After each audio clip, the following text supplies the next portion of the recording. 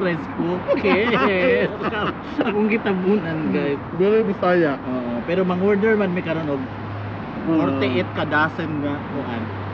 Sarong dito ano, mga diabetic. Okay, ikaw ginang pinakaunang interview na interview ba ni? sa kabayan to. Mo na ni.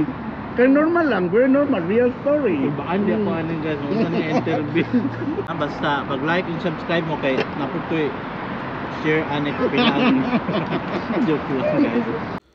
A real story of an OFW in Kabayan Talk with Kabayan Tale. Hello guys, good afternoon, and we are here in Riyadh, Kingdom of Saudi Arabia. And welcome to Kabayan Talk, of course, with Kabayan Teo. Kasama ko si John, Kabayan John. So siya si John De Garcia. Kasi napit dito. Friends, taga saan ka sa Pilipinas? Davao City. Davao City, kung ano, yung ano talaga, yung totoo, yung province, barangay. Pinanganak talaga ako sa Davao City. Mental, but not mental hospital. Sa mental area. Mental. Kalinan mo na, di ba? Ngayon ta guys, mental kalinan pero katagadiha dito ako ang mama. Kaya tagakpan. Shout out sa mga tagakpan. Pero akong papa is Mandayan Dako, taga Mate. Sino papa Mandaya? Ilan kayo magkapatid? 5 eh. Pangpila ka? Pang ilan? Ako ikatulong na dito. Nami, yung panganay nasa gawas. Yung papa na anak sa pagkaulitaw. So ilang taon ka na sa Saudi, friend? Kuan, 19 or dili ko 19. Anay mo ta, anay katiguang na. Kuan, 2011. 2011 nag-start. Pero kalahati na sa kuan taon. 2000 June. Ano unang trabaho mo dito? Sa Alcarge or? Kuan. Sa Alcarge. Alcarge City of 1 hour from here sa Riyadh. Sa hospital din ako banggiton. Wag na nang banggitan ng hospital. Sa hospital Ilang years ka din doon sa una mong work? Mga 8 yata. 8 years? Tagal ah. Mga pandemic. Pero akong trabaho dito sari-sari. Kahit ano, kumbaga all in one. All in one, basta kuan. Tapos ngayon, ito yung pinaka-current na work mo. Yung ngayon. Current work ko after pandemic kasi mo nang bakit ako nalipat dito dahil pero may isa ka pang unang hospital eh, di ba, sa Hamadi? dito sa Riyadh din. Tapos pangatlo na to, hospital din sa insurance company. Sa insurance company. Medical insurance, pero dili ko kuan I'm not a nurse. Bakit ka nagtagal sa sa work dito sa Saudi? Bakit parang sa sobrang tagal na 10 years? 10 years. Bakit ka nagtagal? Maganda naman ang pamumuhay dito. Sa madaling salita, mas malaki ang side kaysa sa Pilipinas, no? Oo naman. Saka hindi naman masyadong stress. Kaso nga, yun lang.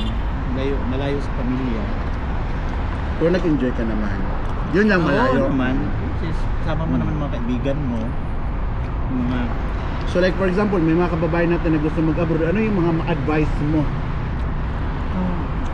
Sa mga kabayan na gusto talagang mahangad na mag-abroad, gano'n.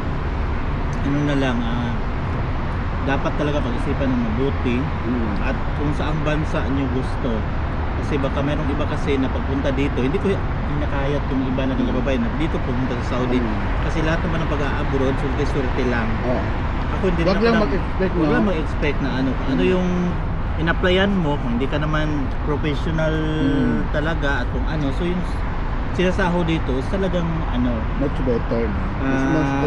Mas okay. Pero kung talagang yung mababa, siyempre mababa din ang pasahod sa iyo. Basta wag mag-expect. Wag mag-expect. At saka bago umalis pa, meron mo ng kontrata.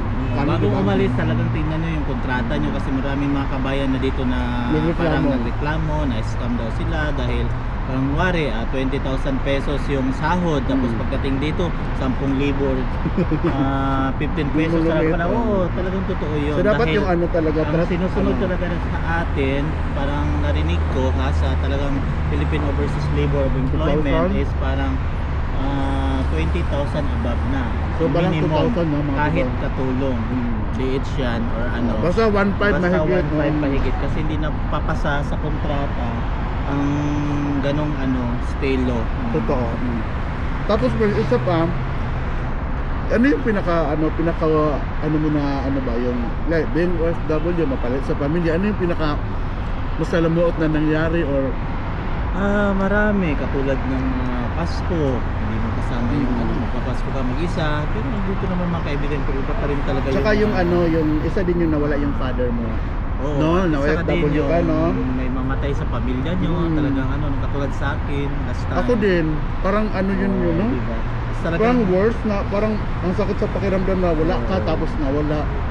Yun yung pinaka maraming katanungan, paano pero wala tayong magagawa dahil kinuha naman talaga. Siguro may purpose bakit kinuha sila. So, Friend, kunwari ako, presidente ako, ano yung isang hiling mo? Bigyan kita ng chance, isang hiling. isang hiling. Kunwari ako ang presidente,